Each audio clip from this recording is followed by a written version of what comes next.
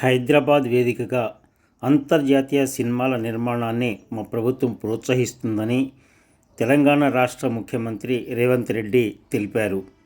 సినిమాలకు సంబంధించిన అనుమతుల కోసం వేర్వేరు చోట్లకు తిరగాల్సిన పని లేకుండా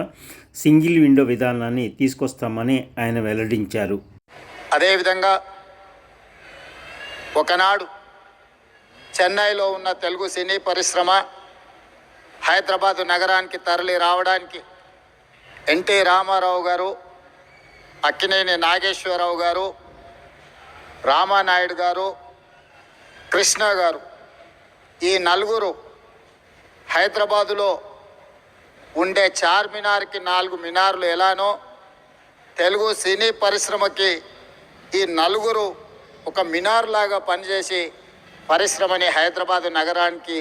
తరలి రావడానికి వారు తీవ్రమైన కృషి చేసి